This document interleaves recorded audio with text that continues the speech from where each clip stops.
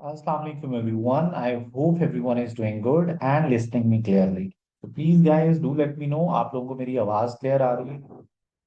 Thank you so much. Thank you Sumaya. Thank you Usman. Thank you Mubin. Thank you so much. Guys, this is an orientation class for March 2025. SPR से related. If you have any questions in your mind, so please chat box is there. You could you can ask anything that you want. So please write your questions. We are starting in maybe 2 minutes. Yes, we are starting in 2 minutes. Apologies for the delay. लोग join कर रहे हैं अभी. So that's why we need to wait for just 1 more minute now. Meanwhile, मैं आप लोगों को ACCA global पे लेके जा रहा हूँ और मैं आप लोगों को समझाऊं कि एक्चुअली हम लोगों ने जो पेपर है उसको किस तरह अटेम्प्ट करना है, क्योंकि एसपीआर में डिफरेंट बैकग्राउंड के स्टूडेंट्स कंबाइन होते हैं, लाइक डिफरेंट यूनिवर्सिटीज से स्टूडेंट्स ज्वाइन करते हैं हमें. Then after certain universities we have ICAP के कुछ स्टूडेंट्स हैं. देन कुछ एसीसीए बैकग्राउंड के ही स्टूडेंट्स होते हैं. तो फिर पैटर्न ऑफ एग्जाम, कुछ लोगों ने पुराने स्टूडेंट्स थे जिन लोगों ने एग्जाम्स नहीं दिए हुए, नए स्टाइल पे. तो मैं आप लोगों को फेमिलियर करूंगा जो हमारा पोर्टल है उसके साथ भी. Guys 1 more minute. We are starting in a minute इंशाल्लाह.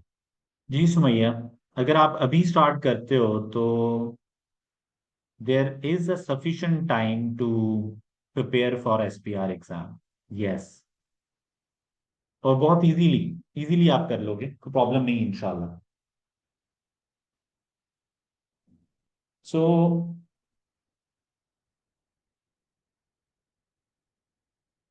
Let's start guys. Okay guys, Muaz Malik, मैं अभी आंसर देता हूँ इस बात का. इसके अलावा क्वेश्चंस पूछ लो, मैं इन्हीं क्वेश्चंस को एड्रेस कर दूंगा during my session. Okay guys, is Kaplan kit enough? Fair enough? तो जॉब के साथ लेक्चर्स देखना मुश्किल हो जाता है. Any advice for full time jobbers on how to approach SPR? Then sure, will talk about it. जी guys, please write your questions. मैं क्वेश्चंस देख रहा हूँ और इन क्वेश्चंस को मैं कवर करूंगा one by one. Notes available हैं पोर्टल पे? Yes, they are available. मैं अभी आपके साथ व्हाट्सएप ग्रुप में भी शेयर करूंगा. प्लीज बताएं कितने लोग हैं जो एडमिशन हो चुका है उनका और वो अभी तक व्हाट्सएप ग्रुप का पार्ट नहीं है. Okay, fair enough. ठीक है Sumaiya. Sumaiya, thank you so much. मैं करता हूँ इस पे बात. ठीक है. ओके. शहाब, आप फुल टाइम स्टूडेंट हो ना? उस्मान, अगर आप बहुत अच्छे स्टूडेंट हो तो यस, पॉसिबल है. लेकिन अगर आप एवरेज स्टूडेंट हो तो देन तो it would be a difficult. Okay, fair enough. Thank you Mubeen. Okay guys, Zeenat, हम क्वेश्चंस जो ड्राफ्टिंग टेक्निक्स है उस पर बात करेंगे. We have a question, we have live session on every week जिसमें हम ड्राफ्टिंग के ऊपर ही बात करेंगे. तो अगर अभी प्रॉब्लम आ रहा है बच्चे तो नेचुरल है, लेट इट बी. और लेकिन आपको समझ आना शुरू हो जाएगी जित एक वीक के बाद, मतलब पहली वीक क्लास में आपको समझ आएगी, दूसरे में आपको समझ आएगी. तो विल कीप डूइंग इट. तो आप इंशाल्लाह सेकेंड वीक में, first after first week class, आप कॉन्फिडेंट होंगे कि अच्छा कि मैंने एग्जाम को लेके कैसे चलना है. ठीक है. मैंने इससे पहले कि मैं फॉर्मली ओरिएंटेशन क्लास स्टार्ट करूं, तो मैं आप लोगों के सामने ना एक कोर्स प्लान ले आया हूं. तो मैं दो तीन क्वेश्चंस को एड्रेस करना चाह रहा हूं बस. That's it. ओके गाइस, देखें, हमें ना हमने वीकली प्लान बनाया हुआ है। ये 21 से मैंने प्लान शेयर किया था, आज 22 है, तो 22 से स्टार्ट कर लें आप। तो 22 टू 28 का एक वीक बनता है। संडे से वीक स्टार्ट होता है और सैटरडे पे मैं खत्म कर रहा हूँ इसको। इस वीक में ओरिएंटेशन क्लास आपने कवर करनी है, देन आइस 37 का कवर करना है, फिर आइस 10 है, इवेंट्स आफ्टर रिपोर्टिंग डेट वाला, और आइस 19। गाइस ये 6.38 आवर्स का कंटेंट है। 6.38 आवर्स का मतलब है कि 38 मिनट्स, 6 hours and 40 minutes। तो अगर आप ऑन एवरेज देखो तो 6 days इन अ वीक, तो आपको almost 1 hour and 5 to 10 minutes के लेक्चर्स लेने हैं डेली। तो आप इस तरह कर लो कि आप डेली अगर 2 hours के लेक्चर लेते हो तो आप 3 days में ये कवर कर लोगे।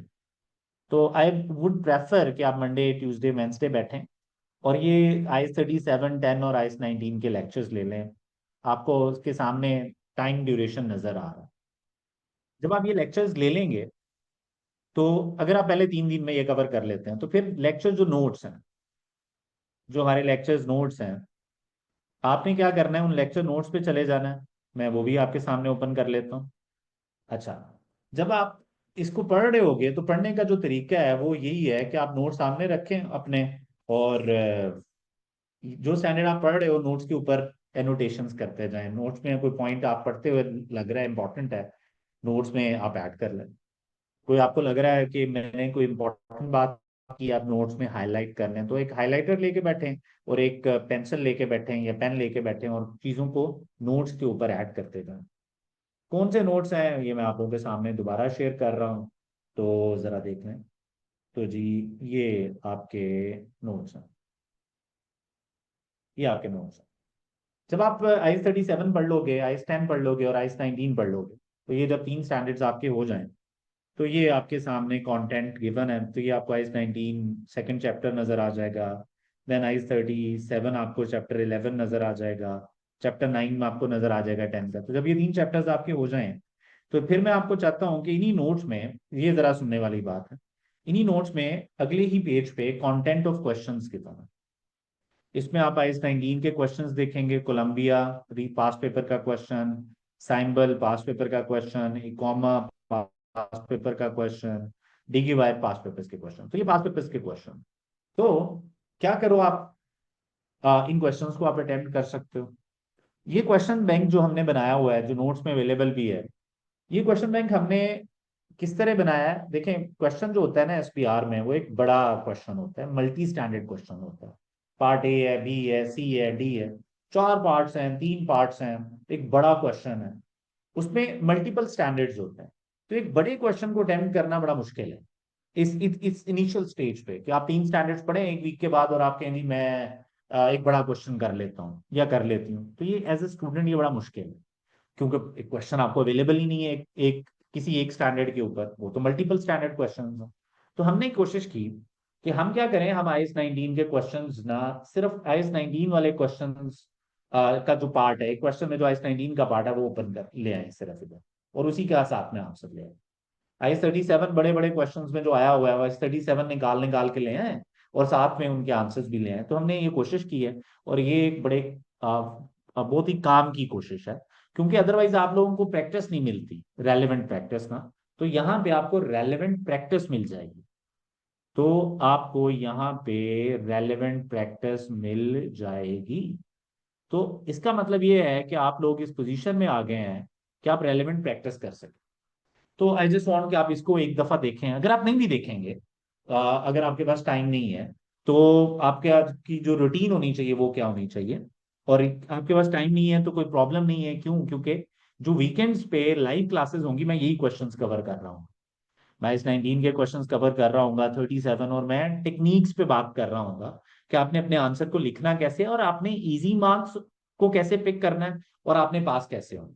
तो हम लोग इसके ऊपर ज्यादा काम कर रहे होंगे। हम इस क्वेश्चन बैंक को ओपन किया करेंगे हर वीकेंड पे। मैं कहूंगा यार लाइक नेक्स्ट वीकेंड जब हमारी क्लास होगी किसके ऊपर, तो प्लीज जरा देखिएगा ये आप लोगों के सामने दोबारा कोर्स प्लान आ गया है। तो मैं चाह रहा हूँ कि आप ये 3 वीक्स में, ये पूरे वीक में, ये अगर आप 2 आवर्स अ वीक देखें तो आपकी रूटीन जरा प्लीज चेक कीजिएगा। दोबारा, आई एम सॉरी। जी सर, अगर आप 2 आवर्स मंडे वाले दिन पढ़ते हैं, 2 आवर्स ट्यूसडे पढ़ते हैं और 2 आवर्स आप वेंसडे पढ़ते हैं, तो ऑलमोस्ट ये आपका काम वेंसडे थर्सडे तक कंप्लीट हो जाएगा। फिर थर्सडे और फ्राइडे मैं चाहता हूँ कि आप नोट से इन चीजों को रिवाइज करें। आप थर्सडे भी बार बार वीडियोस ना देखें, थर्सडे भी आप नोट्स ही देखें, फ्राइडे भी आप नोट्स देखें और चीजों को रिवाइज करें। और फिर हम मिलेंगे सैटरडे। हमारी क्लास हुआ करेगी फ्रॉम 6 PM टू 7:30 PM। अब अगर 6 PM टू 7:30 PM हमारी क्लास है, तो व्हाट डज इट मीन? यहाँ पे मैं इसी क्वेश्चन बैंक पे आया करूंगा और रेलेवेंट क्वेश्चंस कराऊंगा आपको, IS 10 का, 37 का और 19। तो इसमें मैं आप लोगों को ड्राफ्टिंग टेक्निक सिखाऊंगा, आपको समझाऊंगा यार पास करना क्यों इजी है SPR। ये काम किया करेंगे हम सैटरडे वाले दिन। गाइस संडे आप दोबारा रिवाइज करेंगे वो चीजें, और आप मंडे ट्यूसडे और वेंसडे 3 दिन हम आपको दिया करेंगे। आप उन 3 दिनों में टेस्ट जो इन्हीं 3 टॉपिक्स का होगा, इन 3 टॉपिक्स का वो टेस्ट देते हैं। जब उन 3 टॉपिक्स का टेस्ट हो जाएगा, तो हम आपको मार्क करके देंगे। एक दिन लेते हैं हम मार्किंग करने के लिए, हम आपको डिटेल मार्किंग करके देंगे कि आपने कितना स्कोर किया। तो अगर आप गौर करो तो आपने लेक्चर्स प्रिपेयर किए, नोट से चीजों को रिवाइज किया, मेरे साथ प्रैक्टिस की, मैंने आपको के साथ टेक्निक शेयर की, फिर आपको थोड़ा सा रिवीजन का टाइम मिला ऑन संडेज। नोट से वीडियोस बार बार नहीं देख, आपने एक वीडियोस देख ली है, एक समझ आ गई है आपको, वीडियो दोबारा वीडियो नहीं देखनी है, अब आपने नोट से रिवाइज करना है। क्योंकि वीडियोस बार बार देखने से जो एब्जॉर्प्शन है वो बहुत ज्यादा तो होगी नहीं। आपको लगेगा कि आपको समझ आ रही है, लेकिन सही आपको पता चल रहा है नोट से रिवाइज करके कि आपको आता है क्या। फिर इसी तरह नेक्स्ट वीक स्टार्ट हो चुका होगा, मंडे ट्यूसडे वेंसडे आप 2 लेक्चर्स देखें। तो अगर आप और करो ना, तो मैक्सिमम किसी वीक में अगर आपको सबसे ज्यादा पढ़ना पड़ेगा ना, तो ये 6 आवर्स हैं, ये 6 आवर्स हैं, ये 6 आवर्स हैं, ये 7 है, ये 7 है, ये 8 है, ये 6 है, ये 8 है और ये 9 है। ये लास्ट 2 वीक्स में आपको ज्यादा क्यों पढ़ना पड़ रहा है? वो उसकी वजह यह है कि यहाँ पे कंसोलिडेशन की प्रैक्टिस है। मतलब आप छोटा सा कॉन्सेप्ट समझा के ना साथ ही प्रैक्टिस कराना शुरू कर देते हैं। तो यहाँ पे ना आपको ये बर्डन नहीं लगेगा। ये जो टाइम चल रहा होगा ये कोई बर्डन वाला टाइम नहीं होगा। तो इसलिए यहाँ पे थोड़ा सा आपको ज्यादा करना पड़ेगा, क्योंकि साथ साथ प्रैक्टिस होगी। तो यहाँ पे जहाँ पे थ्योरेटिकल एरियाज पढ़ने वाले हैं, चीजों को याद करने वाला है, वहां पे देखें आप पे ऊपर को बहुत ज्यादा बर्डन है। तो इतना आपको पढ़ना है और इस तरह पढ़ना है। तो ये थी कुछ इंपॉर्टेंट बातें जो कि लोग क्वेश्चंस पूछ रहे थे, मुझे लगा मैं इसको पहले एड्रेस कर दूं, इससे पहले कि हम लोग पेपर पैटर्न समझें, हम अंडरस्टैंड करेंगे पेपर में क्या होता है, चीजें किस तरह की होती हैं। तो ये सारी की सारी चीजें अंडरस्टैंड करने से पहले हम ये कर रहे हैं। आई होप यहाँ तक आप क्लियर हैं। अगर किसी के माइंड में इन चीजों को लेके क्वेश्चंस हैं तो प्लीज पूछें, otherwise we are going to start. Anyone guys, any questions? जी रजा, रिवाइज नोट्स में आपके साथ शेयर कर रहा हूँ। मैं रिवाइज नोट शेयर कर रहा हूँ गाइज आप लोगों के साथ, ठीक है? और जिन लोगों ने प्रिंट अगर करवा भी लिए हैं तो उनके साथ फ्यू डॉक्यूमेंट्स हैं जो कि एडिशंस आई हैं, और वो भी पहले भी अवेलेबल थे लेकिन वो जरा सही हालत में नहीं थे, तो बस हमने उनको ठीक किया है। तो नया कंटेंट बहुत ज्यादा आपको नहीं नजर आएगा, तो परेशान होने वाली बात नहीं है, ठीक है Riza? I will share those notes in in WhatsApp group इंशाल्लाह। Okay, so let's start guys. Now we are going to start this orientation class. Formally हम शुरू करते हैं कि हमने इस orientation class में क्या पढ़ना है और क्या नहीं पढ़ना है। आपके पास ऑप्शन होती है एवरी वीकेंड, आप माइक भी ऑन करके क्वेश्चंस पूछ सकते हैं, इवन आज भी if you want to turn on your mic तो इट्स पॉसिबल। तो बिल्कुल इसी तरीके से हम एवरी सैटरडे इंशाल्लाह क्लास किया करेंगे। सिर्फ एक सैटरडे क्लास नहीं है, वो ऑल्टरनेटिव क्लास आपको संडे में मिल जाएगी। और वो नेक्स्ट ये जो हमारा सैटरडे आ रहा है 4 जनवरी, उस दिन उस सैटरडे पे नहीं, वो संडे है नेक्स्ट डे पे, ये 5 टू ऑब्वियसली 6:30 ही जाएगी। तो otherwise every Saturday we have a class. आपको मैसेज आ रहा है नहीं आ रहा, तो क्लास होगी। इसके बारे में पूछना नहीं है कि क्लास है या नहीं है, प्रिपेयर्ड रहना है। अगर क्लास नहीं है किसी भी वजह से, समटाइम्स इंटरनेट डाउन है, कोई टेक्निकल प्रॉब्लम्स हैं, या मेरी अवेलेबिलिटी का इशू आ जाता है, तो विल इंशाल्लाह inform you well before time, तो आपको परेशानी नहीं होगी। अदरवाइज क्लास है, तो ये प्लान के अकॉर्डिंगली हम चल रहे होंगे। अब आ जाएंगे गाइस, अगर यहाँ तक आप मेरे साथ हैं तो लेट्स स्टार्ट जी। कि अब हमने आज कवर क्या क्या करना है और हमने किन चीजों को लेके चलना है। So let's start guys. तो मैं आप लोगों के साथ स्क्रीन शेयर कर रहा हूँ ओरिएंटेशन की। तो let's see. So here you go guys. Sir, SPR orientation class है for March and June 2025, specifically for March 2025. Let's start, guys. आज का एजेंडा है, मैं अपना इंट्रोडक्शन दूंगा क्विकली 1 मिनट में, then will talk about the course features and our approach. मैं exam pattern पे बात करूंगा। जब मैं एग्जाम पैटर्न पे बात करूंगा तो क्योंकि कुछ लोगों के लिए ये फर्स्ट एग्जाम है, या तो वो बहुत ज्यादा गैप के बाद आ रहे हैं, उन्होंने मैनुअल एग्जाम्स दिए हुए हैं एसीसीए से, या वो सीए बैकग्राउंड से, यूनिवर्सिटी बैकग्राउंड से। तो मैं यहाँ पे आप लोगों को एक्चुअल पेपर पे लेके जाके भी सारे फीचर्स समझाऊंगा, और एक्चुअल पेपर पे जाके तो हम उनके पोर्टल पे जाके इस बात को अंडरस्टैंड करेंगे कि एग्जाम पैटर्न क्या है। तो एक एग्जाम पैटर्न के फौरन बाद हम इस पर बात करेंगे। Then will talk about the syllabus. फिर हम सिलेबस के बाद आंसर ड्राफ्टिंग टेक्निक्स पे बात करेंगे कि यार आंसर ड्राफ्टिंग टेक्निक्स में कौन सी बातें इंपॉर्टेंट हैं। उसी आंसर ड्राफ्टिंग टेक्निक्स को लेके हम अपनी अप्रोच पे बात करेंगे कि यार हमने इस पेपर को लेके कैसे चलना है।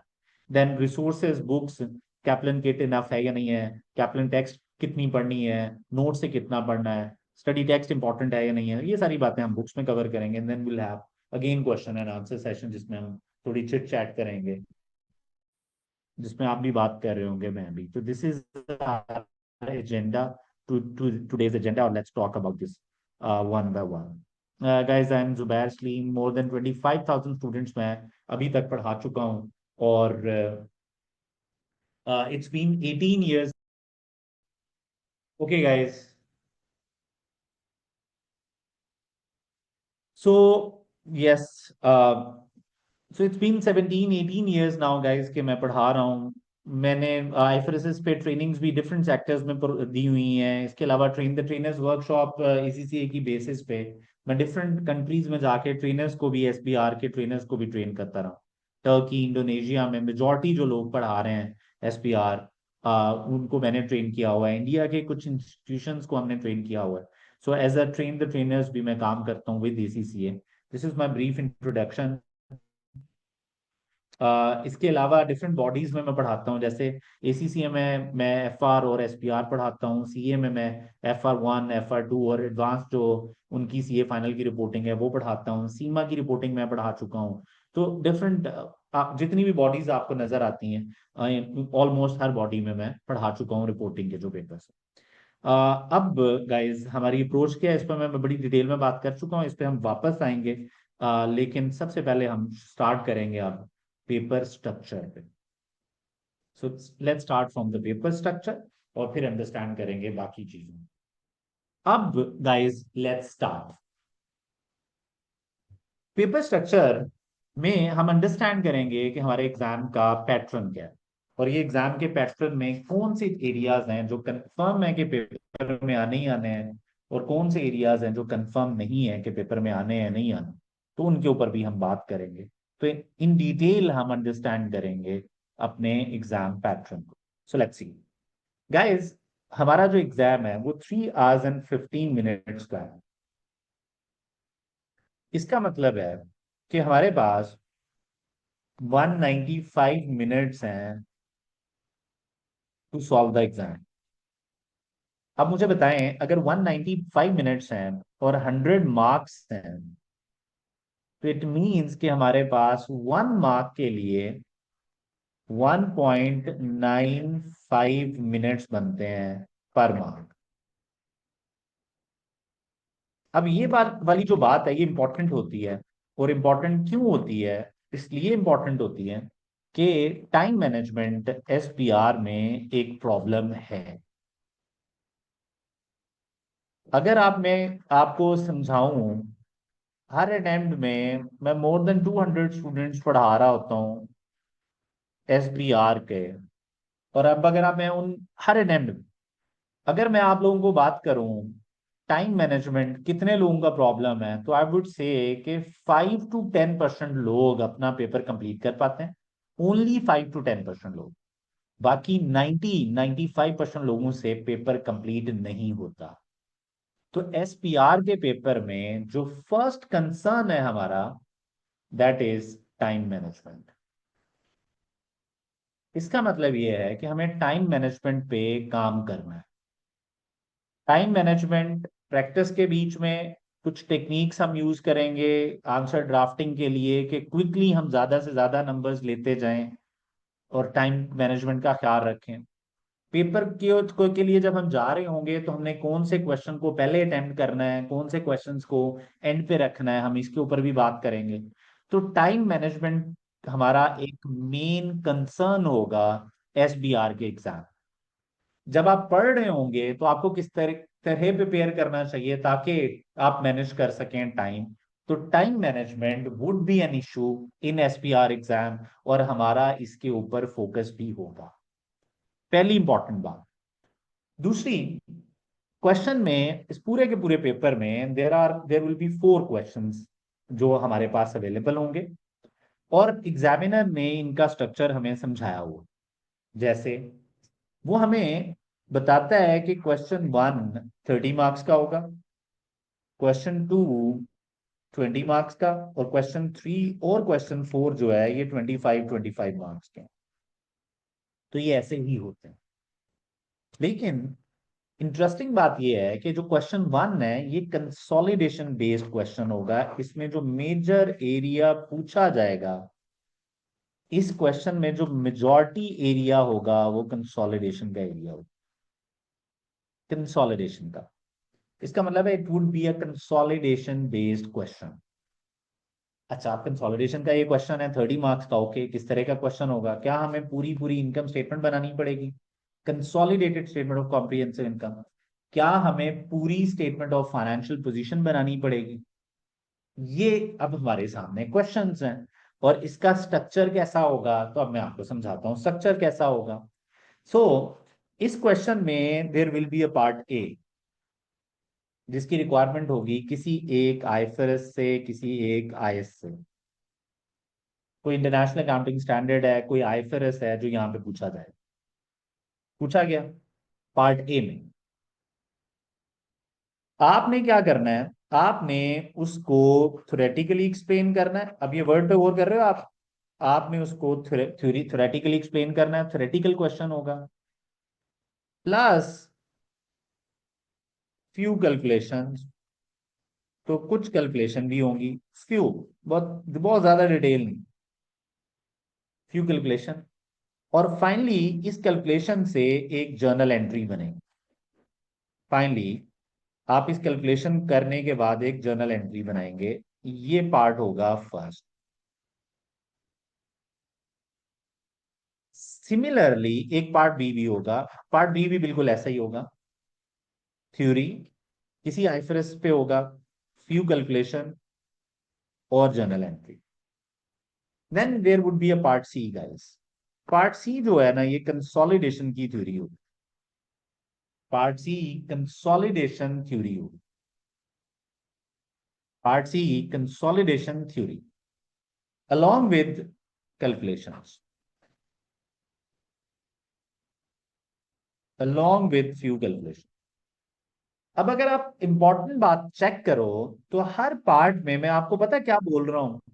मैं हर पार्ट में आपको बोल रहा हूं कि थ्योरी होगी पार्ट ए में, पार्ट बी में भी थ्योरी होगी, कंसोलिडेशन की भी थ्योरी होगी, साथ में फ्यू कैलकुलेशन।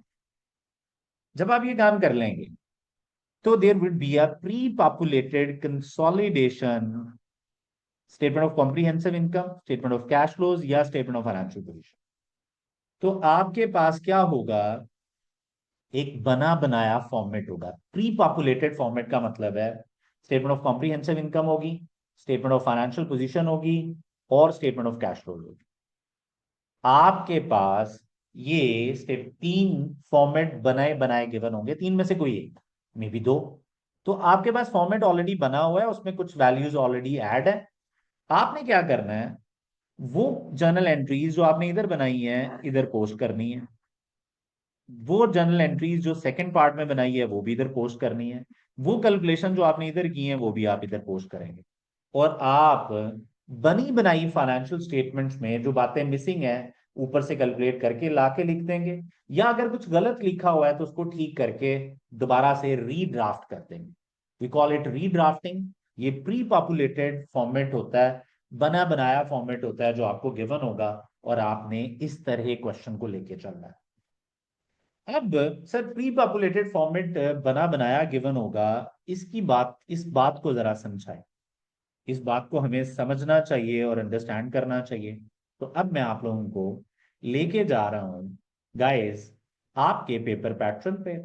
मैं ये ACCA के आ गया हूँ पोर्टल पे, जो पोर्टल अवेलेबल है हर स्टूडेंट के लिए। इस पोर्टल पे आके आप प्रैक्टिस कर सकते हैं, अंडरस्टैंड कर सकते हैं, और जो हमारे टेस्टिंग सिस्टम है, हमारे जो टेस्ट होंगे वो भी इसी तरह के पोर्टल पे हैं। हमारा भी सिमिलर पोर्टल है, तो आप लोगों को भी वही वाली फील आएगी जो आपको ACCA में चाहिए, जो अप्रोच, जो फील चाहिए, जो नेविगेशन चाहिए, जो टूल चाहिए, एग्जैक्टली वही टूल आपको हमारे पोर्टल पे भी मिलेंगे, यानी जो टेस्ट होंगे इसी तरह के पोर्टल पे होंगे। अब गाइज मैं आ गया हूं एक क्वेश्चन के ऊपर। क्वेश्चन 1 का स्ट्रक्चर मैं आप लोगों को समझाऊंगा, स्पेसिफिकली उन लोगों के लिए जिन लोगों के लिए प्रोफेशनल एग्जाम का पेपर फर्स्ट पेपर है। अब जरा और कीजिए, आपका क्वेश्चन स्टार्ट होता है। इस क्वेश्चन में वो आपको ये बताता है कि कंपनी का ईयर एंड क्या है, डन, कंपनी की कितनी सब्सिडरीज हैं, और एग्जिबिट्स बताता है। एग्जिबिट्स मतलब आप कह लो कि part A, part B, part C, questions में जो डेटा गिवन है उनको हम एग्जिबिट्स बोलते हैं। वो आपको बोलता है जी एक टडल के नाम से आपको एक मिलेगा एग्जिबिट, ये देखें टडल के नाम से।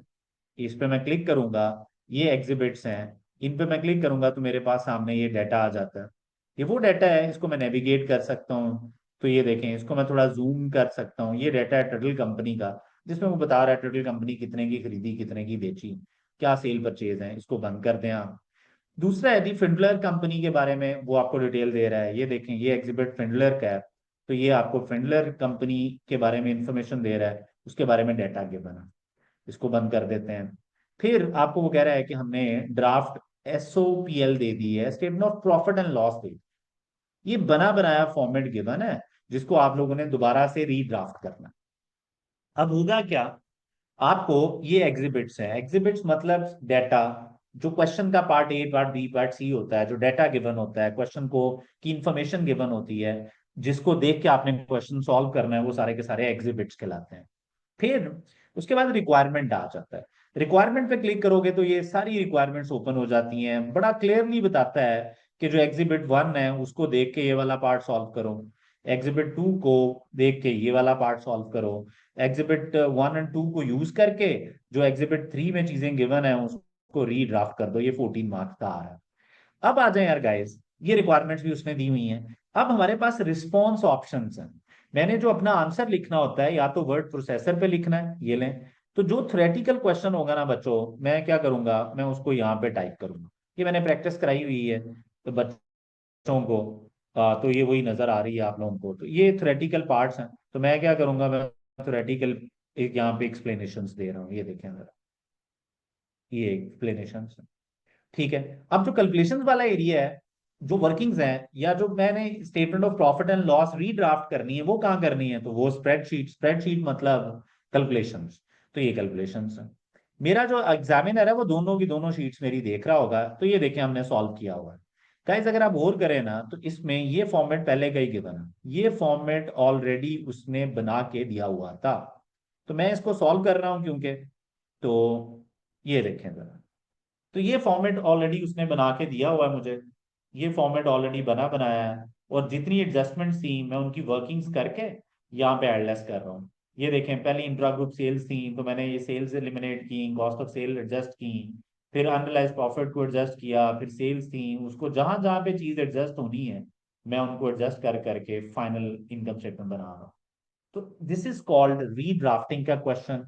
This is called pre populated balance income statement balance sheet. ये ऑलरेडी बनी बनाई गिवन होगी, ये देखें जरा, ये ऑलरेडी बनी बनाई गिवन है।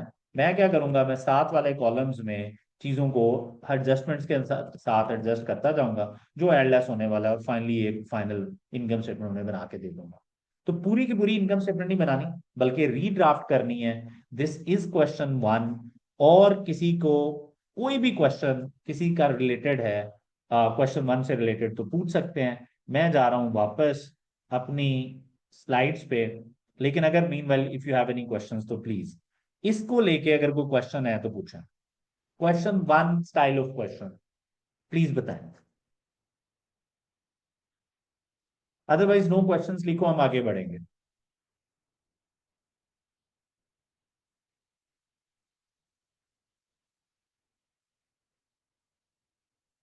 मुबीन नहीं। मुबीन का क्वेश्चन है कि हमने F7 2016 में मैंने पास किया था, तो क्या कंसोलिडेशन हैंडल करना मुश्किल है? इजी होगी कंसोलिडेशन। पूरी की पूरी फाइनेंशियल बनानी होती ना तो आपको बहुत ज्यादा काम करना था। अब इजी है क्योंकि आपने एक एंट्री लेनी है, उसको सिर्फ जाके रेलेवेंट जगह पे एडजस्ट कर दो। एक एंट्री लेनी है, there will be 4 to 5 adjustment जो आपने करनी, तो it would be easy. Other than that, अगर किसी के माइंड में कोई क्वेश्चन है question one style of questions को लेके, pre populated statement of comprehensive income given होगी, प्री पॉपुलेटेड कैश फ्लोज या pre populated statement of financial position, तो जो भी गिवन होगा आपने करना क्या है, आपने प्री पॉपुलेटेड बैलेंस शीट में एडजस्टमेंट्स करनी है। This is question one. Sir, if any formula to be entered like of unwinding, it is easier in Excel. Is the spreadsheet same like Excel and formulas will works in the same way? जी Raza, exactly same method से चलेंगे, तो चलेगा पूरा का पूरा। आप समझें कि एक एक्सेल शीट, एक स्प्रेडशीट एक्सेल से ही उन्होंने ली हुई है और उसी को पार्ट बनाया हुआ है, लेकिन बहुत ज्यादा डिटेल्ड आपको कैलकुलेशंस नहीं रिक्वायर्ड होंगी। प्रेजेंट वैल्यू लेना, सेल रेफर करना, एड ब्लेस करना, सम करना, ये फीचर्स आपको मिलेंगे just like Excel. Okay, any one else guys, इसके अलावा कोई भाई?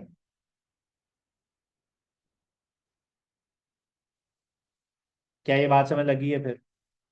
ओके, अब आ जाएं गाइस। अगर यहाँ पे क्वेश्चन वन आप लोगों को समझ आ गया है तो let's move towards question two. Question two कैसा होगा? क्वेश्चन टू में जो समझने वाली बात है गाइस वो है कि क्वेश्चन टू में बेसिकली एथिक्स पे बेस कर रहा हो। क्वेश्चन वन जो था ये कंसोलिडेशन पे बेस कर रहा था, और ये वाला क्वेश्चन एथिक्स पे बेस कर रहा होगा। इसका मतलब है दो टॉपिक्स अभी तक कंफर्म है, पेपर में आने ही आने हैं, कंसोलिडेशन और एथिक्स।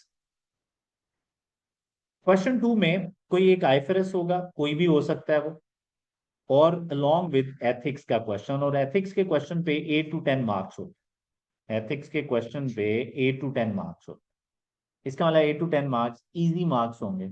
वही बेसिक एथिक्स, इंटेग्रिटी बरकरार रखनी है, objectivity, professional competence, professional behaviour, confidentiality, उन्हीं बातों को खींचेंगे हम लोग एथिक्स के क्वेश्चन में। तो comparatively an easy question ethics का, क्योंकि 8 to 10 मार्क्स एथिक्स के होते हैं और बाकी आईएफआरएस के होते हैं। यहाँ पे 2 प्रोफेशनल मार्क्स अवेलेबल हैं। वो 2 प्रोफेशनल मार्क्स कैसे लेने हैं? जब हम आपको एथिक्स के क्वेश्चंस की प्रैक्टिस कराएंगे तो हम आपको एक स्ट्रक्चर समझाएंगे।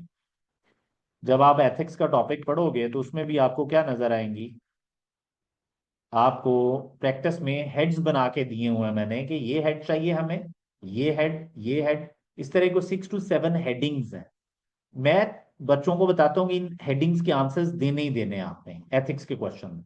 तो जब आप लोग वो पूरे के पूरे पार्ट्स को कवर करेंगे तो इसका मतलब ये है कि आपने प्रोफेशनली आंसर किया एथिक्स के क्वेश्चन को, और आपको ये 2 मार्क्स वो प्रोवाइड कर देगा। तो स्ट्रक्चर क्या है आपके क्वेश्चन का? वो क्वेश्चन आप जितने भी एरियाज हैं उनको, और जितने भी एस्पेक्ट्स हैं उनको कवर कर रहे हैं। तो अगर सारे एस्पेक्ट्स को कवर कर रहे हो, स्ट्रक्चर आपका ठीक है, तो ये 2 प्रोफेशनल मार्क्स आपको मिल जाएंगे। तो 2 प्रोफेशनल मार्क्स आपको क्वेश्चन टू में मिलेंगे। आईएफआरएस और एथिक्स का ये क्वेश्चन है। तो ये सर कहानी। आगे बढ़ते हैं जरा। अगली कहानी क्या है जी, जरा देखिएगा कि नेक्स्ट क्या है। तो this is question two. I hope अब आप लोगों को नजर आ रहा है।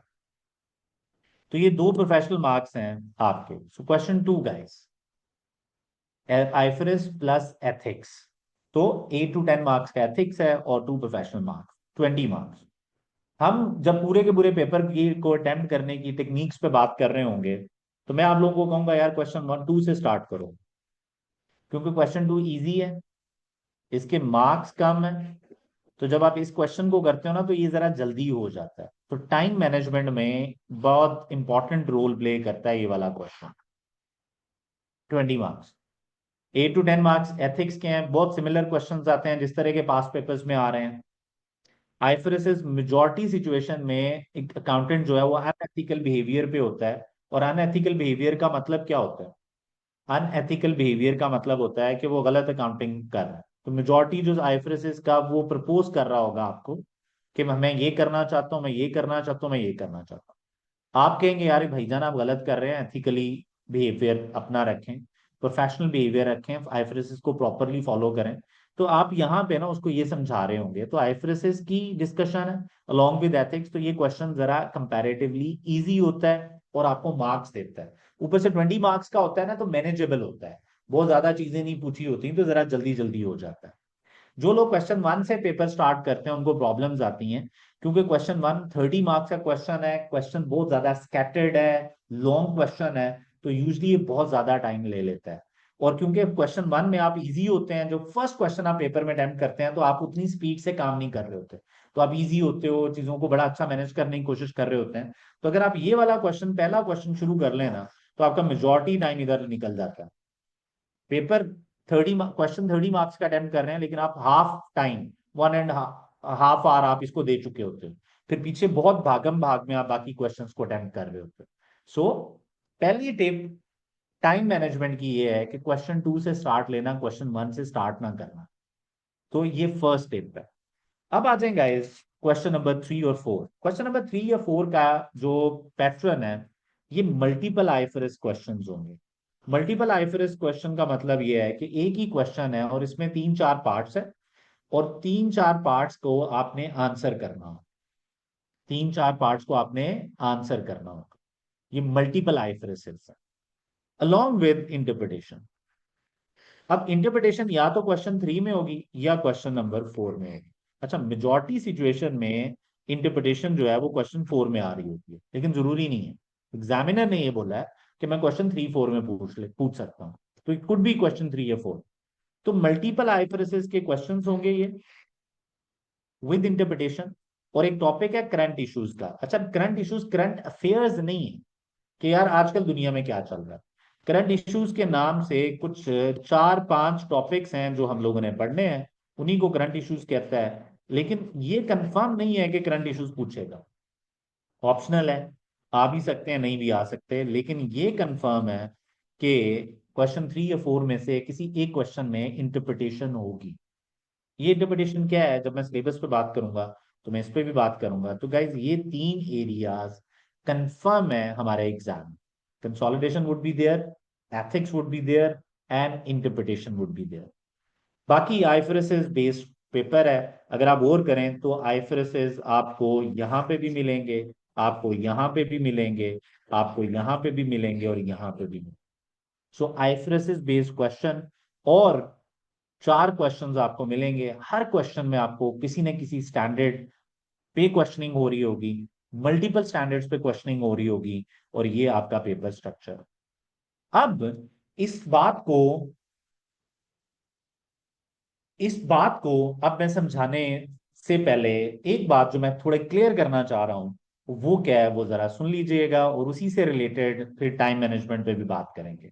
मीनवाइल एक बच्चे ने मेरे से क्वेश्चन पूछा है कि सर ये क्वेश्चन 2 को फिर कितने टाइम में कंप्लीट करना चाहिए। देखें, 1.95 मिनट पर मार्क अगर अवेलेबल है, तो इसका मतलब ये है कि 1.95 × 20 कर लो। थोड़ा टाइम बचाना चाह रहे हो आप लोग, तो आप क्या कर लें कि 1.9 कर लें, 1.8 से मल्टीप्लाई कर लें, 1.9 × 2 भी करें, तो प्रॉबेबली ये 38-39 मिनट्स बनते हैं, जिसमें जिसमें आपका ये क्वेश्चन होना चाहिए, 38 मिनट्स। तो इस तरह मल्टीप्लाई कर लो हर मार्क्स को, और उसका आंसर करते जाओ। अब गाइस, जो सबसे इंपॉर्टेंट बात मैं आप लोगों को बताऊंगा इस पूरे एग्जाम स्ट्रक्चर में, जो सबसे इंपॉर्टेंट बात है वो है कि ये पेपर थ्योरेटिकल पोर्शन कितना होता है और न्यूमेरिकल पोर्शन कितना होता है। एनी गेसेस गाइस, आईएफआरएस का पेपर थ्योरेटिकल कितना होगा और न्यूमेरिकल कितना होगा? नंबर क्या होंगे? और थ्योरेटिकल कितना होगा। तो रजा बिल्कुल ठीक कह रहे हैं आप। थ्योरेटिकल पेपर जो होता है ना ये गाइस, 70 to 85% जो पेपर होता है ना ये थ्योरेटिकल होता है। 70 to 85% पेपर थ्योरेटिकल है। इट मीन्स के 15 to 30% जो पेपर है ये न्यूमेरिकल है। और न्यूमेरिकल में अभी मैंने आपको समझाया था कि ये रीड्राफ्टिंग है, इसमें एडजस्टमेंट्स करनी है। तो ये वाला जो पार्ट है, ये अप टू 13 मार्क्स ये होता है। तो ये 13 मार्क्स को भी मैं न्यूमेरिकल गिनता हूँ। तो यार अगर आप थोड़ा सा गौर करो तो 13 मार्क्स तो इधर आ जाएंगे, 10, 12, 13। तो इसका मतलब ये है कि 12 to 13 मार्क्स अगर उधर आ गए तो पीछे तो सिर्फ और सिर्फ 4 to 5 मार्क्स की कैलकुलेशन इसके अलावा आनी है। वो बहुत ज्यादा आ गई तो 15 मार्क्स और आ जाएंगे कैलकुलेशन के। इसका मतलब ये है गाइस कि ये पेपर को न्यूमेरिकल समझना बंद करें। इस पेपर को न्यूमेरिकल समझना बंद करें। इसके न्यूमेरिकल क्वेश्चंस को ज्यादा से ज्यादा करना, अपने आप को कॉन्फिडेंस देना न्यूमेरिक्स के ऊपर, इसकी बहुत ज्यादा जरूरत नहीं है। अगर आपने अपने आप को कॉन्फिडेंट करना है तो थ्योरेटिकली करो। तो सेकंड इंपॉर्टेंट बात इस पूरी की पूरी ओरिएंटेशन में, कि प्लीज इस पेपर को थ्योरेटिकल समझ के प्रिपेयर करना है, न्यूमेरिकल समझ के प्रिपेयर नहीं करना। आपकी कैलकुलेशंस में कोई एक आधी बात गलत हो रही है, आप उसको मास्टर करने पे अगर बहुत ज्यादा टाइम लगा रहे हैं तो you are wasting your time. आपका सही तरीका क्या है पढ़ने का, अब मैं ये आपको समझाऊंगा।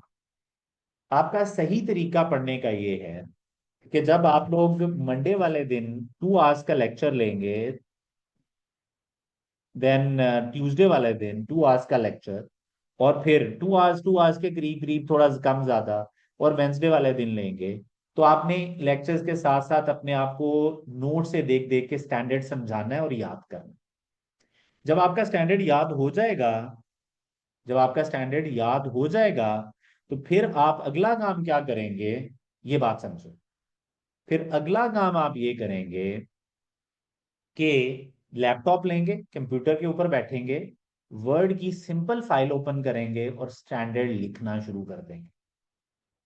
जब आप स्टैंडर्ड लिखना शुरू करेंगे ना एक वर्ड की सिंपल फाइल पे खुद ही से, जो आपको आता है, आप अपने आप को असेस कर रहे हैं कि यार मुझे आता है या नहीं आता, आप स्टैंडर्ड की हेडिंग लिखें।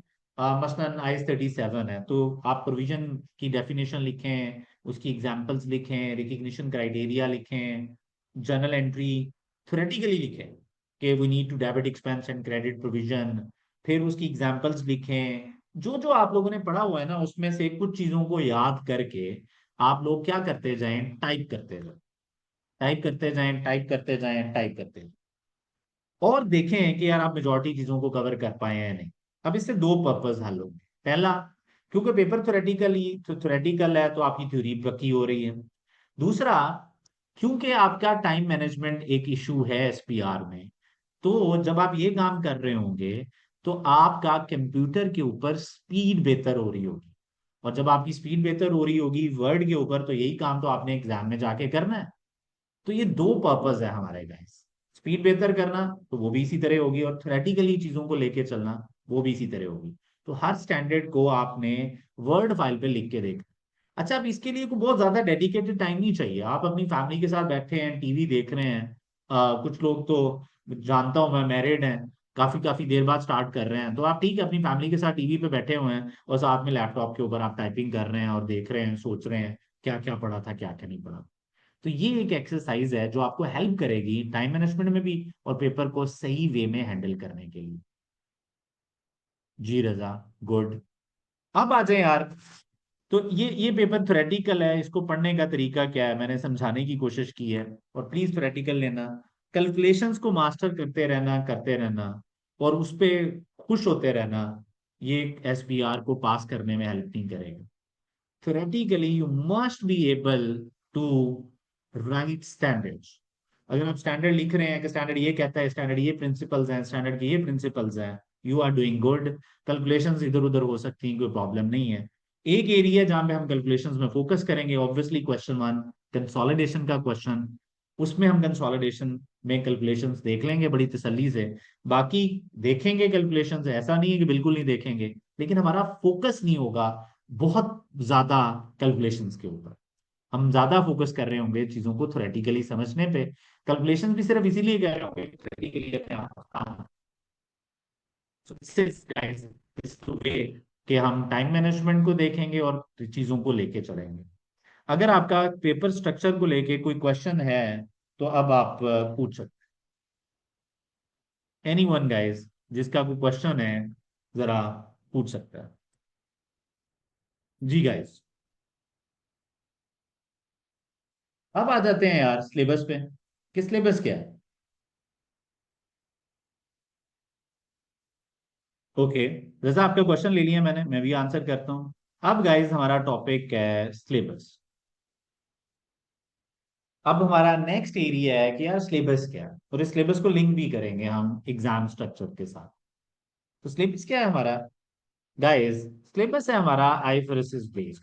अब कौन कौन से आईएफआरएस हैं जो हमारे सिलेबस में? सो आईएस 1 है, 2 है, 3 है। आईएफआरएस 1 है, 2 है, 3 है, 5 है, 7 है, 8 है, 9 है, 10, 11, 12, 13, 15, 16। ये सारे आईएफआरएस हमारे सिलेबस का part. Then international accounting standards, IS 1, 1, 2, 7, 8, 10, 12, 16, 19, 20, 21, 23, 24, 27, 28, 32, 33, 34, 35, 36, 37, 38, 40, 41। तो ये सारे के सारे स्टैंडर्ड्स हमारे सिलेबस का पार्ट है। कुछ स्टैंडर्ड्स के बारे में एग्जामिनर ने कह दिया है कि मैं डिटेल में नहीं पूछूंगा, जैसे आईएस 41 डिटेल में नहीं पूछेगा, जैसे आईएस 33 डिटेल में नहीं पूछेगा। लेकिन वो कह रहा है कि यार फिर भी थोड़ा सा आइडिया होना चाहिए कि किन चीजों के बारे में। ठीक है। फिर कुछ डिस्क्लोजर बेस्ड स्टैंडर्ड्स हैं जिनको डिटेल में नहीं पूछेगा, 34 है। अब आईएफआरएस 7 है, disclosure based standard. Then IFRS 11, 12 है, इसको नहीं पूछेगा डिटेल में।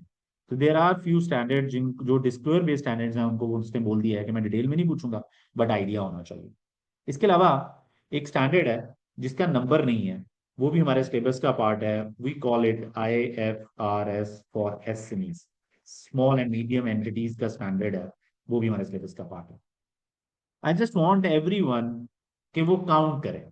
यहाँ पे मैं एक बात समझाना चाह रहा हूँ, प्लीज काउंट करें कि कौन कौन कितने स्टैंडर्ड्स हैं। कोई बताएगा ये जरा, कितने आईएफआरएस हमारे सिलेबस का पार्ट है? कितने आईएफआरएस? ये काउंट कर ले कोई। मैं थोड़ा जूम इन करता हूँ।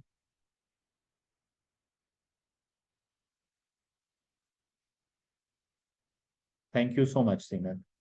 बाकी लोग, एक बच्चे ने मुझे बोला है 13 आईएफआरएस हैं। ओके, फेयर इनफ, 13 ही है। Thank you. मुझे आईएफआरएस भी बताना प्लीज, ये भी एक आईएफआरएस है, इसको भी गिनना है। आईएफआरएस फॉर एसएमईज को भी गिनना है।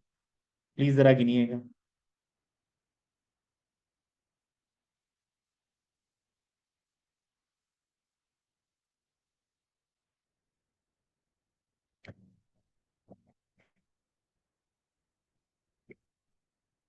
23। जी सर, आईएसएस हैं। मुझे बताएं टोटल कितने स्टैंडर्ड्स बन गए जो हमारे सिलेबस का पार्ट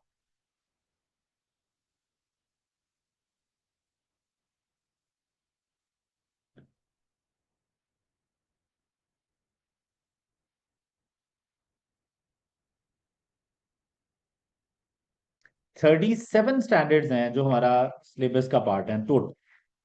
इसके अलावा जब हम इंटरप्रिटेशन पढ़ेंगे तो दो सस्टेनेबिलिटी के स्टैंडर्ड्स भी हैं। सस्टेनेबिलिटी बहुत ज्यादा दुनिया में चल रही है आजकल जी। पाकिस्तान में भी सस्टेनेबिलिटी सस्टेनेबिलिटी इन्वायरमेंट का ख्याल रखने की बातें हो रही हैं, जो हालात हुए हैं इस दफा पंजाब में स्मोक के। तो दो स्टैंडर्ड्स ये भी हैं गाइस, ये भी पढ़ने हैं हमने, तो दो ये भी मिला लें तो 39 हो गए। फिर एक और डॉक्यूमेंट है जो हमने पढ़ना है, ISB फ्रेमवर्क। ये भी बेसिक कॉन्सेप्ट्स का डॉक्यूमेंट है। जितने बेसिक कॉन्सेप्ट्स हैं स्टैंडर्ड वालों ने उधर लिखे हुए हैं, ये भी पढ़ना है। तो ये 40 हो गए। टोटल 40 डॉक्यूमेंट्स हैं जो हम लोगों ने पढ़ने। डन। अब जब 40 डॉक्यूमेंट्स पढ़ने हैं, इन डॉक्यूमेंट्स के बाद हमने कंसोलिडेशन भी कवर करनी है। कंसोलिडेशन में हम बेसिक कंसोलिडेशन करेंगे, रिवाइज करेंगे बड़ी तसल्ली से एफआर लेवल की, बेसिक लेवल की। क्या एफआर आपको रिवाइज करने की जरूरत है अगर आप काफी देर बाद पढ़ने आए हैं? बिल्कुल भी जरूरत नहीं। आपने इधर रहना है। हम बिल्कुल बेसिक से स्टार्ट करते हैं, चीजें समझा के चलते हैं। जो चीजें पहले एफआर में पढ़ी हुई हैं वो भी दोबारा पढ़ाते हैं, तो इसलिए परेशान होने की जरूरत नहीं है।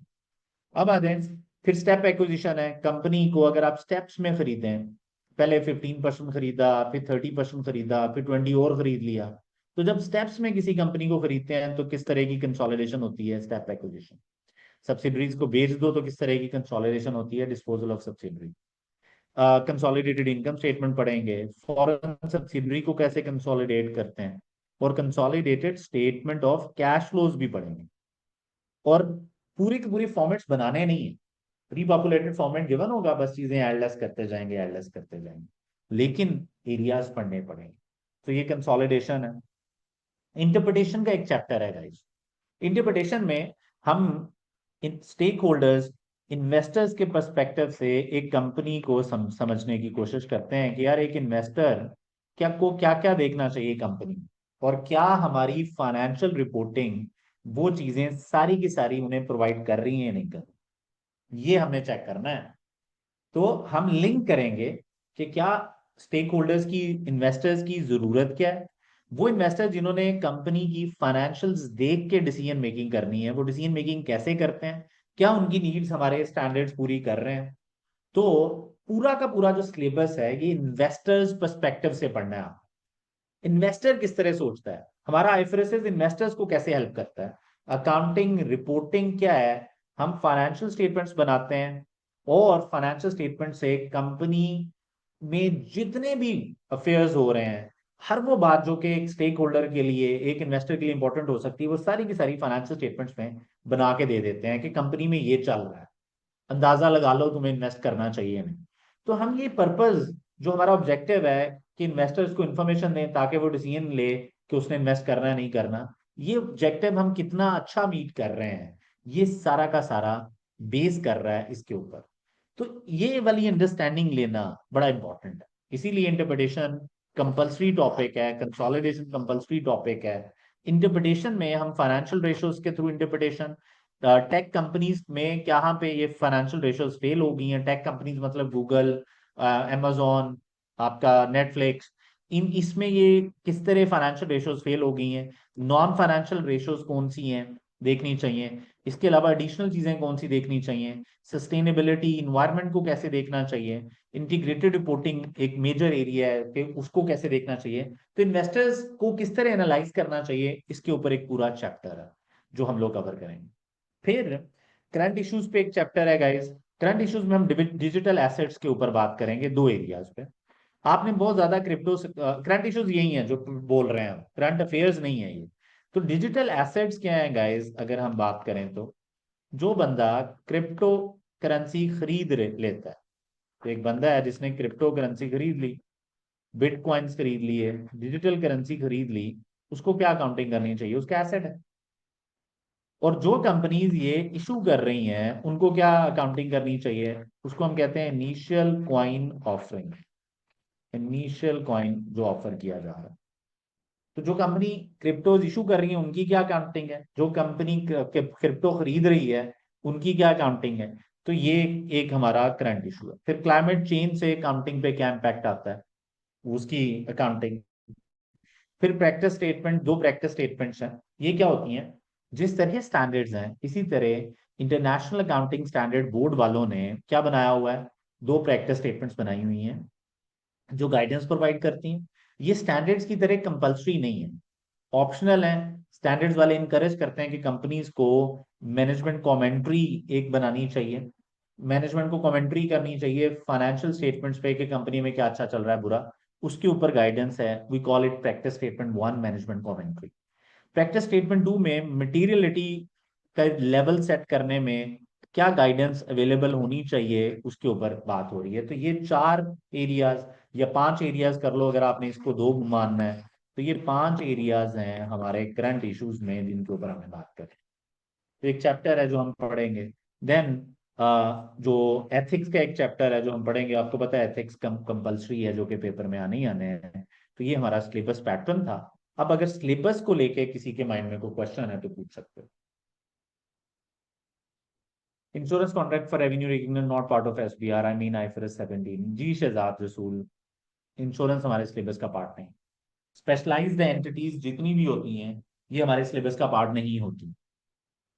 Specialised entities.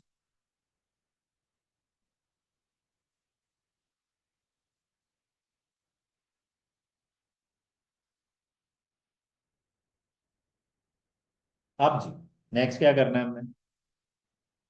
सिलेबस अगर आप लोगों को बात समझ लग गई है तो this is answer drafting technique. Sir 4 steps होते हैं मेजॉरिटी क्वेश्चंस में 3, लेकिन कुछ क्वेश्चंस में फोर्थ आप कह लो मेन हेडिंग्स होती हैं जिनमें आपने आंसर करना होता है। ये हेडिंग्स बनानी नहीं होती। आप कह लेंगे इसके ऊपर एक दो पैराग्राफ्स लिख देते हैं, इस पे एक दो पैराग्राफ, इस पे एक दो पैराग्राफ, लेकिन हेडिंग्स नहीं दे रहे होते। लेकिन ये 3 बातें आपके आंसर में होती हैं। इसका फर्स्ट स्टेप होता है जब भी आपके पेपर में क्वेश्चन आएगा तो पहला स्टेप होगा स्टेट द आईएफआरएस या आईएस, यानी जो आईएस में पढ़ा है वो लिख। ऑब्वियसली रेलेवेंट, जो क्वेश्चन में चीजें पूछी जा रही हैं उन्हीं से रेलेवेंट स्टैंडर्ड की जो जो बातें हैं वो एज इट इज लिख दो। आप मुझे बताओ, मैं आपको क्या कह रहा था प्रिपेयर करते वक्त कि प्रिपेयर कैसे करना है। जब आप लेक्चर्स कंप्लीट कर लो, आपने एक वीक के नोट से स्टैंडर्ड्स प्रिपेयर कर लो, लैपटॉप पे बैठ के लिखना शुरू कर दो स्टैंडर्ड। वो लिखना इसलिए जरूरी है कि आपने हर क्वेश्चन के आंसर में स्टैंडर्ड लिखना है। तो जब आप स्टैंडर्ड लिखेंगे तो आपको मार्क्स मिलेंगे ऑलमोस्ट 30 to 40% पेपर मार्क्स जो है वो इधर है इस स्टेप पे। तो यार अगर आपको स्टैंडर्ड आता नहीं, आप लिख नहीं सकते, तो ये मार्क्स तो नहीं मिलेंगे। तो सबसे important 30 to 40 marks state the IFRS और आईएसएस, पहला पॉइंट। दूसरा पॉइंट एप्लीकेशन ऑफ आईएफआरएस या आईएसएस। तो इसका क्या करना है एप्लीकेशन में। सर वही बातें जो आपने इधर लिखी हैं, आपने क्या करना है यार, आपने यूज करना है क्वेश्चन का डाटा। जो क्वेश्चन में इंफॉर्मेशन गिवन है, डाटा गिवन है, आपने क्या करना है उसको यूज करना है और आपने अप्लाई करनी है वही नॉलेज जो इधर पड़ी हुई है। तो इसमें आपने अगर ना अपने आंसर को क्या करना है, आपने एक कंक्लूजन पे पहुंचना है कि यार इसका ये काउंटिंग ट्रीटमेंट होना चाहिए। तो आपने क्वेश्चन के डेटा में कहना है यार देखें ये वाली बात लिखी हुई है इसलिए ये आंसर है, ये वाली बात इररेलेवेंट है, इसका कोई ताल्लुक नहीं है। आपने इस तरह एक एक इंफॉर्मेशन को, क्वेश्चन में दी हुई एक एक लाइन को, एक एक फैक्ट को यूज करना है इन योर आंसर।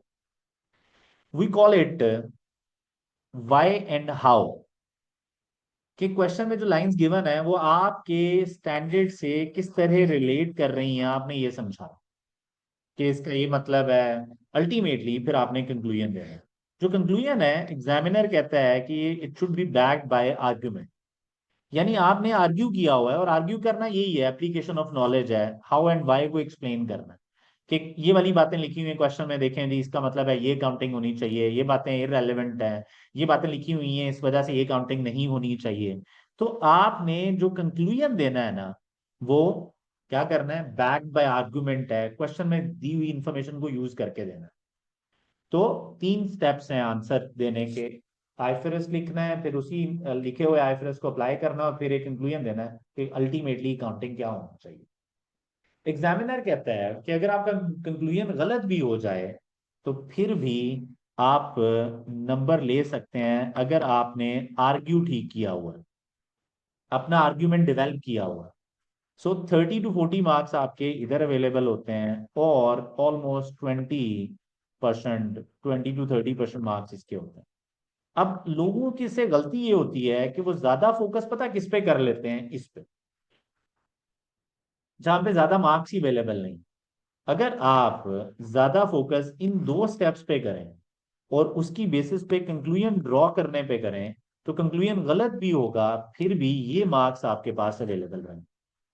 तो आप बहुत इजीली बहुत अच्छा स्कोर लेके आ सकते हो इन एसबीआर, अगर आप इस आंसर ड्राफ्टिंग में स्टैंडर्ड लिखने पे और उसकी एप्लीकेशन पे फोकस करें।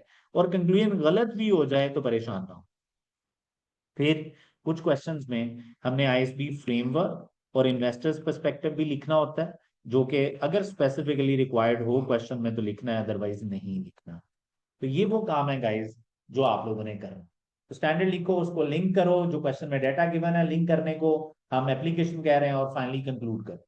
अगर क्वेश्चन में कहा हुआ है कि फ्रेमवर्क और इन्वेस्टर्स के लिए भी बात करो, तो फिर इनके पर्सपेक्टिव से भी बात करो और फ्रेमवर्क को भी लिंक करो। तो ये 4 स्टेप्स हैं अगर क्वेश्चन में रिक्वायर्ड है स्पेसिफिकली फ्रेमवर्क और इन्वेस्टर्स। अदरवाइज 3 स्टेप अप्रोच है जिसमें आंसर करना। और इसमें सबसे इंपॉर्टेंट बात स्टेप ए और बी है। स्टैंडर्ड आता होगा तभी लिख पाओगे, इसलिए स्टैंडर्ड आना बड़ा जरूरी है। उसके लिए नोट्स होना बहुत जरूरी है, और नोट से चीजों को याद करना। आई होप आपको आंसर ड्राफ्टिंग समझ आ गई है।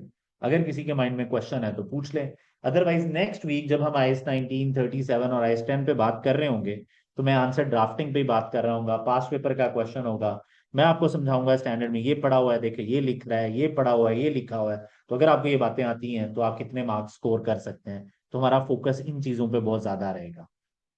डन है गाइस, प्लीज बताएं यहाँ तक समझ आ गई आप लोगों को? Thank you so much. अब आ जाए यार गाइस रिसोर्सेज पे। लास्ट बात है आज की, रिसोर्सेज हमने कौन कौन से यूज करने हैं।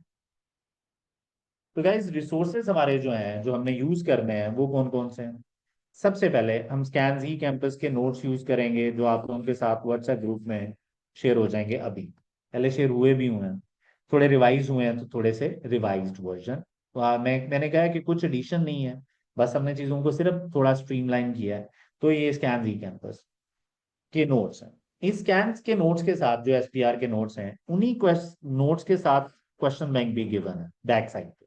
ये मैं शुरू में बता भी चुका हूं आप लोगों को। तो ये क्योंकि स्टैंडर्ड वाइज सेग्रीगेटेड है, हमने बड़ा केयरफुली सेग्रीगेट किया है, तो हमें हेल्प मिल जाएगी प्रैक्टिस साथ साथ करने में। स्टैंडर्ड वाइज सेग्रीगेटेड, तो ये दो चीजें सबसे इंपॉर्टेंट है।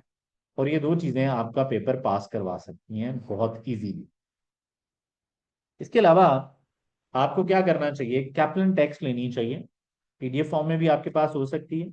आपने वहां से या तो रीड करो, ये रीडिंग करो। अगर आप रीडिंग का टाइम नहीं है आपके पास, आप जॉब होल्डर हैं, तो फिर रीडिंग रहने दो, फिर रीडिंग की जरूरत नहीं है।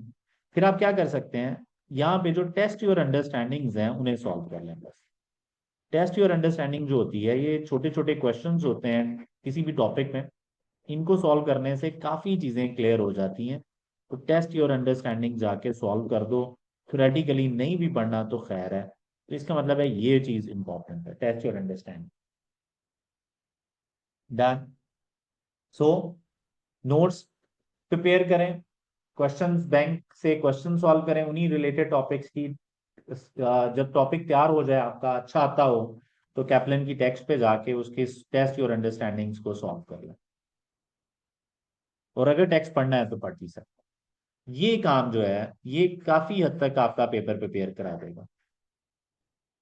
हम कैप्लन और बीपीपी की एग्जाम किट में से आप कोई भी कर सकते हैं, लेकिन बीपीपी की किट को नहीं अवेलेबल नहीं होती, तो इसलिए कैप्लन की किट है आपके लिए। या फिर कैप्लन की किट के अलावा ये पास पेपर, इन दोनों में से कोई एक चीज भी आप कर लेंगे तो ये ऑल्टरनेटिव है एक दूसरे। तो इन दोनों में से आप कोई भी एक काम कर सकते हैं। तो अगर आपने कैप्लन की किट नहीं लेनी तो ठीक है, आपके पास पास पेपर्स अवेलेबल नहीं है, इसी की वेबसाइट पे भी अवेलेबल है, और ये जो है ये भी तो पास पेपर्स है, ये भी पास पेपर्स है। सो पास पेपर्स या कैप्लन की किट, दोनों की दोनों ठीक। अब यहाँ पे एक छोटा सा प्रॉब्लम आता है, वो मैं आप लोगों को बता दूं। तो जब आप एग्जामिनर के आंसर्स पढ़ते हैं, जब आपका एग्जामिनर्स आंसर हो या किट का आंसर हो, तो ये बहुत लेंथी लिखा होता है। तो आपने एग्जामिनर या किट के जो आंसर्स को रिप्रोड्यूस करना है, यानी आपका आंसर इतना नहीं होना चाहिए, आपने इसका सिर्फ 60 to 70% लिखना है बस। हमारा जो आंसर होगा वो एग्जामिनर के आंसर्स का सिर्फ 60 to 70% होगा। प्लीज आंसर्स देख देख के, ज्यादा लेंथी आंसर्स देख के परेशान ना करना अपने आप को, उतना लिखना ही नहीं होता। तो कितना लिखना होता है? सिर्फ 60 to 70% आंसर लिखना होता है। तो ये वाली परेशानी आती है जब आप कोई भी क्वेश्चन देखते हैं, उसका आंसर रीड करना शुरू करते हैं तो आंसर इतना लेंथी होता है, आपको लगता है कि इतना टाइप हो नहीं सकता, हो भी नहीं सकता। तो प्लीज ये बात क्लियर करें, परेशान इस बात पे नहीं होंगे। इसके अलावा जो रिसोर्सेज हैं, आईएस प्लस एक वेबसाइट है, इसके ऊपर जाके आप क्या कर सकते हैं, कोई भी किसी भी स्टैंडर्ड की समरी पढ़ सकते हैं। उसमें बैकग्राउंड गिवन होगा, स्कोप गिवन होगा, कुछ पढ़ने की जरूरत नहीं। जहां से कंटेंट शुरू होता है वहां से आप पढ़ सकते हैं। इसके अलावा हमारे प्रैक्टिस टू पास सेशंस हैं, एसीसीए के लिए मैंने करवाए हुए हैं, वो हम एंड पे देख रहे होंगे। हमारे एग्जाम हैक सेशंस हैं जो कि हमने कवर किए हुए हैं, जिसमें हम एक्चुअल प्रैक्टिस कराते हैं एग्जाम हैक सेशंस की, में पोर्टल पे जाते हैं। मतलब एसीसीए के पोर्टल पे हम क्वेश्चंस कराते हैं, question 1 style of question, question 2, तो प्रॉपर सॉल्व करना सिखाते हैं। तो ये एग्जाम हैक सेशंस आप लोगों को अवेलेबल रहेंगे। तो ये कुछ चीजें हैं जो कि हमने यूज करनी। एसीसी के ऑफिशियल रिसोर्सेज जो हैं वो स्टडी हब है। अगर आप चाहते हैं तो स्टडी हब से रीडिंग कर लें तो ये भी ठीक है, यहाँ से भी रीडिंग कर लेनी चाहिए आपको ये। अगर आप यहाँ से रीडिंग कर लेंगे तो आपको फिर कैप्टेक्स की जरूरत नहीं है, कैप्लन टेक्स्ट की जरूरत नहीं है अगर आप स्टडी हब की रीडिंग कर लेते हैं, लेकिन test your understanding from the Kaplan kit कर लेंगे चाहिए। इसके अलावा उनके पास पेपर्स हैं, टेक्निकल आर्टिकल्स हैं और एग्जामिनर्स रिपोर्ट है, ये सारी चीजें कवर हो रही होती हैं हमारे लेक्चर्स में। There are 5 to 6 technical articles, जो मस्ट डू टेक्निकल आर्टिकल्स हैं, ये मैं लास्ट मंथ में आपके साथ शेयर कर रहा हूँ। मस्ट डू टेक्निकल आर्टिकल्स हैं 5 to 6 जो हमने पढ़ने हैं, बाकी सारे के सारे हम चीजों को साथ साथ वैसे ही कवर कर चुके होंगे। टेक्निकल आर्टिकल्स क्या है? एग्जामिनर टीम ने किसी भी टॉपिक के ऊपर 3-4 पेजेस लिख दिए हैं कि यार हमारी अंडरस्टैंडिंग ये है इस टॉपिक को लेके, उसको पढ़ के हमारी अंडरस्टैंडिंग भी बेहतर हो जाती है। उसमें कुछ एग्जांपल्स गिवन होती हैं, वो बड़े काम की होती हैं।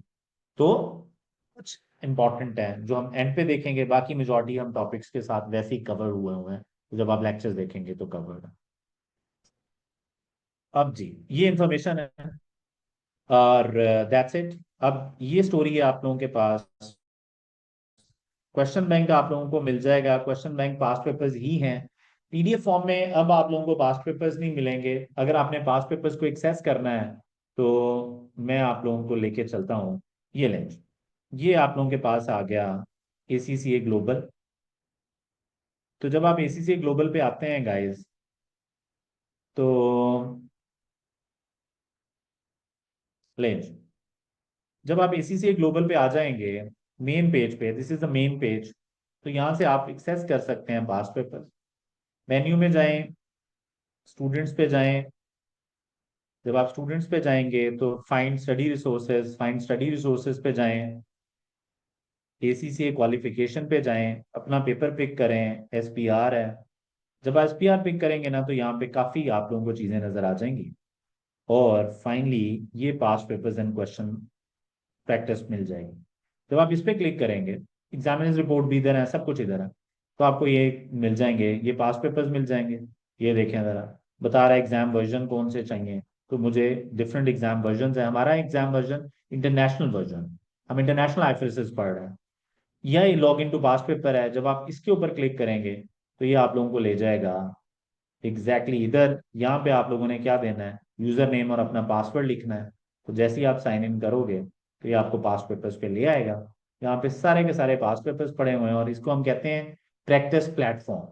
तो यहाँ पे आप लोग प्रैक्टिस आके कर सकते हैं। तो ये मैंने एसपीआर के एग्जाम्स ये मैंने यहीं से ओपन किया हुआ था। पोज करते हैं, इसको रिज्यूम करते हैं, तो ये देखें ये यही क्वेश्चन था। तो इसके ऊपर आपको पास्ट पेपर्स मिल जाते हैं, इनके आंसर्स भी इधर से रिव्यू हो जाते हैं। जब आप करते हैं तो आपको आंसर्स भी मिल जाते हैं। तो ये सच कहानी थी।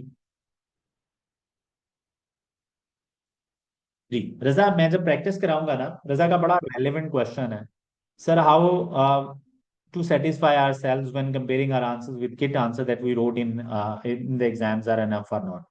तो रजा, जब हम पहला क्वेश्चन अटेम्प्ट करेंगे ना तो मैं आपको टेक्निक समझाऊंगा, इससे आपको आइडिया हो जाएगा। वैसे मैं आपको बता देता हूँ कुछ चीजें ना, किट्स वाले ने ना जो किट्स हैं उनमें कुछ बोल्ड की होती हैं, वो बोल्ड किट का मतलब होता है कि वो चीजें कंफर्म लिखनी है। बाकी जो इलस्ट्रेशंस होती हैं, बाकी जो एक्सप्लेनेशंस होती हैं, वो आपकी अपनी ही होती हैं, उसमें कोई मसला नहीं होता। लेकिन हैविंग सेड दैट, जब मैं आप लोगों को पहले वीक में क्लासेस कराऊंगा IS 1937 की, IS 10 की, तो मैं आपको समझाऊंगा, तो आपको बहुत अच्छा आइडिया होगा कि अच्छा यार लिखना कैसे है। स्टैंडर्ड आता हो तो बड़े आराम से आप बड़े अच्छे मार्क्स लेके पास हो सकते हैं। तो ये चीजें बड़ी अच्छी आपको समझ आ जाएंगी। इसके अलावा किसी के माइंड में कोई क्वेश्चन है तो प्लीज बताएं यार।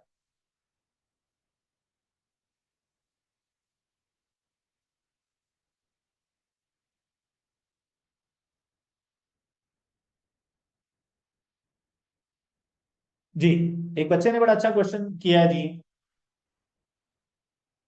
ओके, अब आ जाएं जी। देर आर फ्यू क्वेश्चन जिनको मैं आंसर करना पसंद करूंगा, मतलब आंसर करूंगा, सॉरी।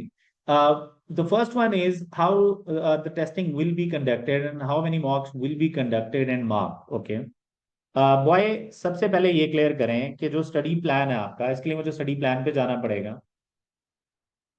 तो प्लीज जरा, ये स्टडी प्लान है। एवरी वीक ना आपका टेस्ट होगा। ये देखें जरा, एक टेस्ट आप लोगों का संडे, आप संडे वाला दिन टेस्ट डे गिने, तो ये वाले संडे पे एक टेस्ट हो जाएगा, second, third, fourth, fifth, sixth. अगर आप और करें तो 9 वीक्स हैं, इसका मतलब है 9 टेस्ट। हर वीक आपका टेस्ट होगा। जो आप पढ़ रहे हैं उसको टेस्ट में लेके आएंगे, जो आप पढ़ रहे हैं आप टेस्ट में लेके आएंगे, जो पढ़ रहे हैं टेस्ट में लेके आएंगे, जाना। फिर आप लोगों का टूवर्ड्स एंड हम एग्जाम हैक सेशंस भी कराएंगे। फिर एट द एंड आपका मॉक एग्जाम आएगा, जिसका स्केड्यूल आपको मिल जाएगा आपके व्हाट्सएप ग्रुप। एक हमारा मॉक है, इसके अलावा एक ACCA का प्री मॉक आता है। तो इसका मतलब है there would be 2 mocks available, एक हमारे एंड पे जिसको हम बड़ा तसल्ली से मार्क करेंगे और डिस्कशन भी करेंगे उसकी, और दूसरी तरफ ACCA का है और उसके ऊपर भी हम डिस्कशन करेंगे through this exam hack sessions और रिवीजन। तो इसका मतलब है आपके पास 2 मॉक्स अवेलेबल होंगे, एक हमारी साइड से और एक ACCA की साइड से। तो हमारी साइड से आप कह लें कि एक अवेलेबल। तो ये आपका टेस्टिंग सिस्टम है, और ये सारा का सारा ये प्लान ग्रुप में शेयर हुआ है। मैं दोबारा ऐड शेयर कर दूंगा आप लोगों के साथ। इसके बाद ये अगला क्वेश्चन जो है वो है हमारे पास, समराइज करने हैं मैंने कौन कौन से रिसोर्सेज मिनिमम रिक्वायर्ड हैं टू पास द एग्जाम्स। हमारे नोट्स, हमारे नोट्स, पहली चीज हमारे नोट्स हैं। दूसरा, उसी नोट्स का क्वेश्चन बैंक है। ये दो चीजें हमें चाहिए। ये दो चीजें कंफर्म हमने करनी ही करनी है। ये दो चीजें प्लस, अगर आप कैप्लन की किट में ला लें या पास पेपर्स में ला लें। अब उन दोनों में से मैं कैप्लन की किट अगर मैं कहूँ कि वो बाइंडिंग फॉर्म में मिल जाती है, उसको पढ़ सकते हैं, लिख सकते हैं, तो इसका मतलब ये तीन चीजें सफिशिएंट हैं टू पास द एग्जाम।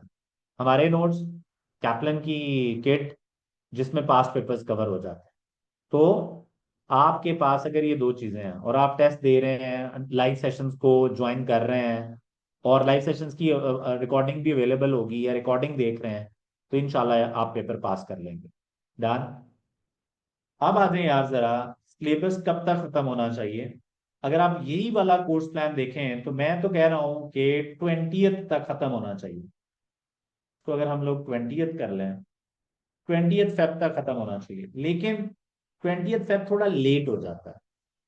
तो आपको करना ये चाहिए कि आपको ना 1 या 2 वीक्स अहेड रहना चाहिए प्लान। तो इसका मतलब ये है कि 1-2 वीक के बाद, जब 2 वीक्स हों, तो मैं तो प्रैक्टिस करा रहा हूँ आपको इन स्टैंडर्ड्स की, लेकिन आप लोग कहीं इधर फिर रहे हो, यानी 2 वीक्स आपको आगे रहना चाहिए। तो आइडियली आपको एग्जाम जो सिलेबस है वो 10th ऑफ फेब तक खत्म कर लेना चाहिए। ठीक है, और ज्यादा जल्दी हो सकता है तो बहुत अच्छी बात है, लेकिन 10th फेब तक खत्म कर लेना चाहिए। तो उसके बाद जो 20-22 दिन बचेंगे आपके पास, 25 दिन, वो सफिशिएंट होंगे हर तरह की प्रैक्टिस करने के लिए, मॉक्स को अटेम्प्ट करने के लिए। तो ये कहा। और जी इसके अलावा कोई क्वेश्चन है?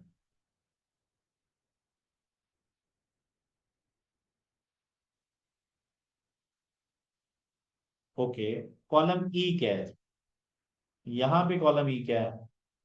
ये रिकॉर्डिंग्स हैं, कितने आवर्स की रिकॉर्डिंग आपको देखनी पड़ेगी इन अ वीक। वीकली कितने आवर्स आप रिकॉर्डिंग देखेंगे तो सिलेबस आपका कंप्लीट हो जाएगा। तो एक वीक में आप ये 6 आवर्स देखेंगे तो ये तीनों टॉपिक्स आपके प्रिपेयर हो जाएंगे विद ओरिएंटेशन। ओरिएंटेशन तो आपने ले ली है, तो ये उसमें से 30 मिनट्स की ओरिएंटेशन भी निकाल दो। तो सेकंड वीक में आपने इतना पढ़ना है, थर्ड वीक में इतना, फोर्थ में। अगर आप इतना इतना पढ़ेंगे तो आपका 20 फेब तक कंप्लीट कर लोगे आप। लेकिन अगर आप थोड़ा सा ज्यादा अपने आप को स्ट्रेच कर लोगे तो इसका मतलब ये है कि आप 1-2 वीक जल्दी भी खत्म कर सकते हो। तो ये दिस इज कि एक वीक में कितना पढ़ना है, एक दिन में नहीं, वीक में। आवर्स, मिनट्स और सेकेंड्स। और जी किसी के माइंड में कोई क्वेश्चन? बस ठीक है।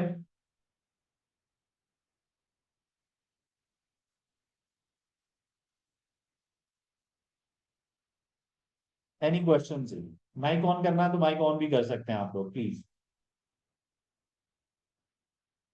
जो लोग ग्रुप में ऐड नहीं है प्लीज व्हाट्सएप करें एडमिन टीम को, उन्हें कहें कि व्हाट्सएप ग्रुप में हमें ऐड करें, व्हाट्सएप ग्रुप में आए। अब सारी की सारी चीजें जितनी भी कम्युनिकेशन है वो व्हाट्सएप ग्रुप के थ्रू चलेगी।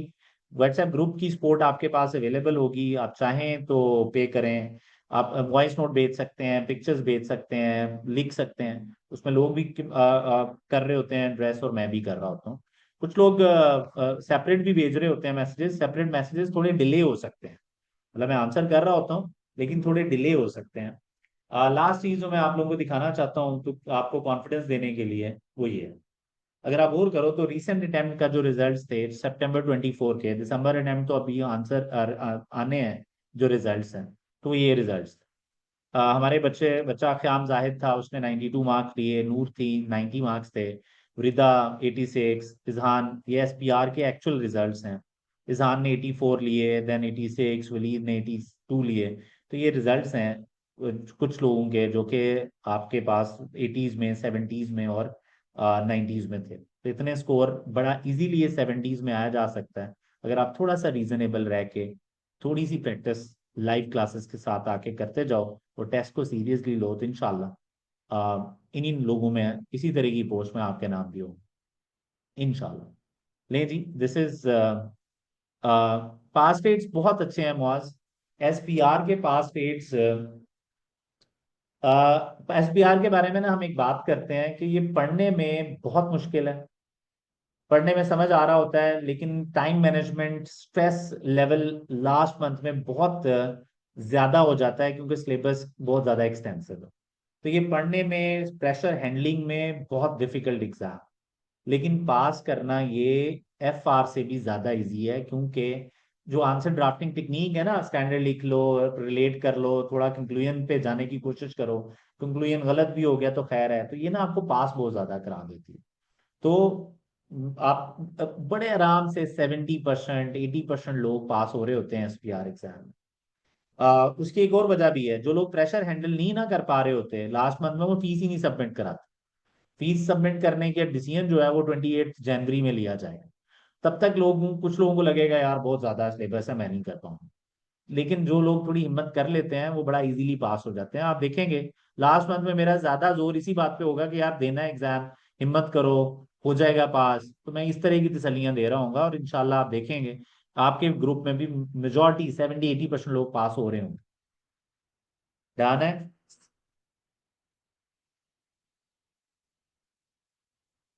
इसके अलावा किसी के माइंड में कोई क्वेश्चन है यार गाइस? तो sorry, I mean to ask, how many of you students pass provided they follow the study plan?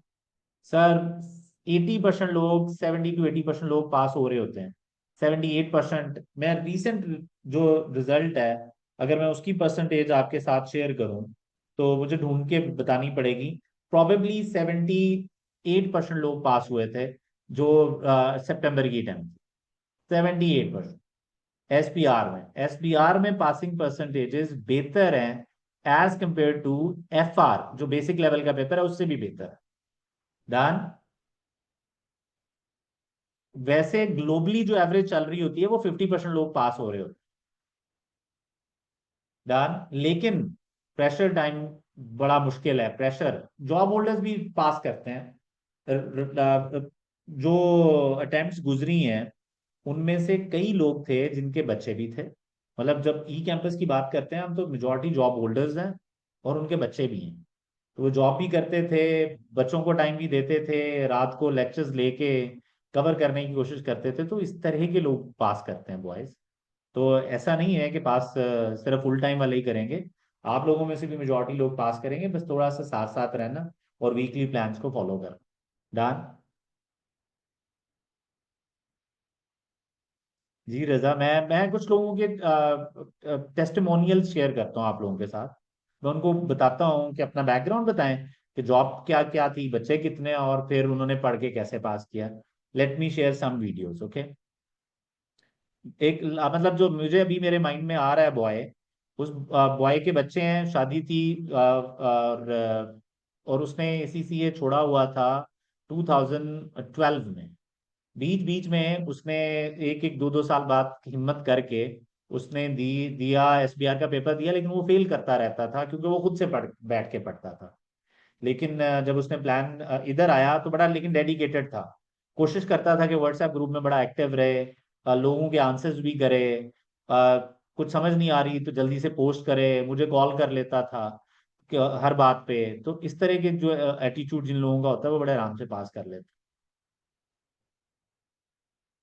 Thank you so much guys, आज के लिए इतना ही था। सी यू इंशाल्लाह नेक्स्ट सैटरडे फ्रॉम 6 to 7:30। इंशाल्लाह मुलाकात होगी। आप लोगों ने इस वीक में कवर करना है IS-19, IS-10-37, और कोशिश करना क्योंकि एक आधा और स्टैंडर्ड भी आगे से ले आओ। 24 IFRS बहुत आसान छोटे स्टैंडर्ड्स हैं, तो ये दो किए जा सकते हैं इनके साथ। इस तरह अपने आप को थोड़ा आगे लेके चलो। Thank you so much, stay blessed, इंशाल्लाह see you in the WhatsApp group. और जो प्रॉब्लम्स आती हैं व्हाट्सएप ग्रुप में बतानी है आपने। स्टे ब्लेस्ड, अल्लाह हाफिज।